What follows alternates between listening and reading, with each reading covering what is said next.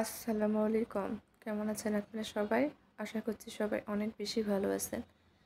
সবাইকে আবারও একবার আমন্ত্রণ করছি আমার নতুন আরেকটা ভিডিও দেখার জন্য। আজকে কাঁচা আম দিয়ে টক ঝাল মিষ্টি আমের মোরব্বা তৈরি করেছি ঘরে, আর সেই ভিডিওটা আপনাদের মাঝে শেয়ার করছি।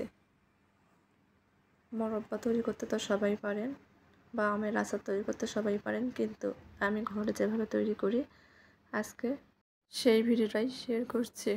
আম তৈরি করার জন্য এখানে আমি কয়েক পিস আম নিয়েছি, তবে আমের সাইজটা একটু বড় হলে ভালো হতো। তো যাই হোক, হাতের কাছে যা পেয়েছি সেটা দিয়ে তৈরি করছি। আমটা আমি খুব ভালোভাবে খোসা ছাড়িয়ে মাঝখান থেকে 2 ভাগ করে নিয়েছি, আর বটি দিয়ে আম এভাবে কেটে কেটে নিয়েছি। এতে করে দেখতে ভালো লাগবে, খেতেও ভালো লাগবে।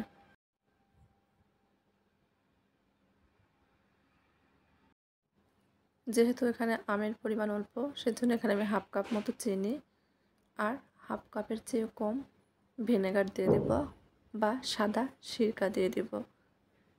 নেড়ে চেড়ে মিশিয়ে নিব। মিশানো হয়ে গেলে এটা আমি 10 মিনিটের জন্য রেস্টে রেখে দেব।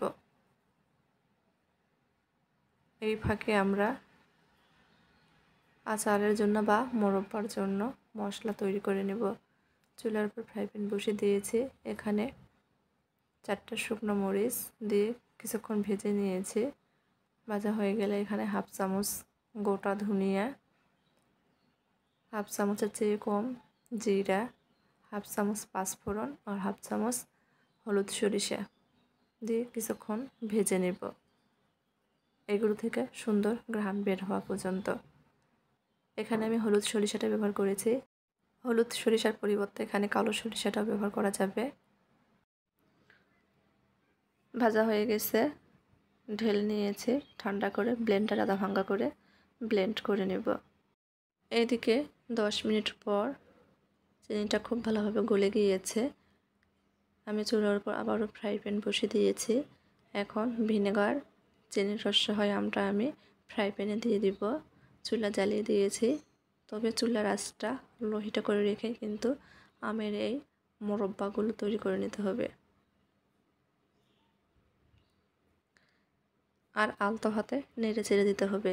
এই সময় আমগুলো কিন্তু অনেক নরম থাকে, ভেঙে যেতে পারে।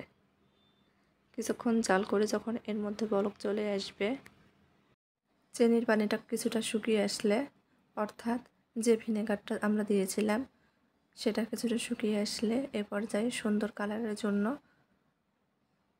সামান্য পরিমাণ হলুদ আর গুঁড়ামরিচ দিয়ে দিব। আর স্বাদ বাড়ানোর জন্য এখানে আমি 2 চিমটি মতো বিট লবণ আর স্বাদ মতো লবণ দিয়ে দিব।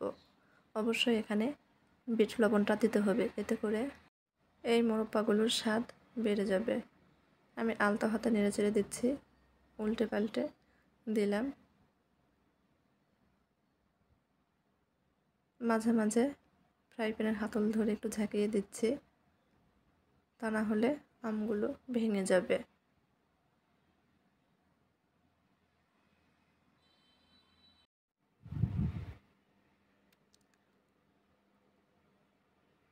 এভাবে কিছুক্ষণ জাল করার পর যখন চিনির পানিটা শুকিয়ে আসবে, দেখা যাবে আমের কালারটা স্বচ্ছ হয়ে গেছে। ঠিক এই পর্যায়ে আগে থেকে ভেজে আদা ভাঙ্গা করে ব্লেন্ড করে রাখা সেই মশলা থেকে আমি 1 টেবিল চামচ মতো মশলা দিয়ে দেব। এখানে অনেক পরিমাণ তৈরি করেছি, আমি আমার পরিমাণ মতো দিয়ে দিচ্ছি। এই মশলা দিয়ে আবারও পরে আচার তৈরি করার সময় তৈরি করা যাবে আচার। মশলাটা দিয়ে আমি আলতো হাতে নেড়ে চেড়ে দিচ্ছি। মশলা দেওয়ার কারণে কিন্তু দেখতে সুন্দর হয়েছে, খেতেও ভালো লাগবে। আমের আচারটা বা মোরব্বাটা প্রায় তৈরি হয়ে গেছে। আমি আর কয়েক সেকেন্ড রান্না করে চুলাটা বন্ধ করে দিব। চুলাটা বন্ধ করে দিয়েছি, ঢেলে নেব। আমি এখানে অল্প পরিমাণে তৈরি করেছি, আপনারা চাইলে বেশি পরিমাণে তৈরি করে সংরক্ষণ করে রাখতে পারেন 6 মাস পর্যন্ত। তেল ছাড়া বা রোদে শুকানোর ঝামেলা ছাড়াই এই আচারটা 6 মাস পর্যন্ত নর্মাল ফ্রিজে রেখে সংরক্ষণ করে খাওয়া যাবে। আমার আজকের এই আমের আচার বা মোরব্বার ভিডিওটি ভালো লাগলে দয়া করে চ্যানেলটি সাবস্ক্রাইব করে চ্যানেলের পাশেই থাকবেন। আজকের মতো এই পর্যন্তই। সবাই ভালো থাকবেন। আল্লাহ হাফেজ।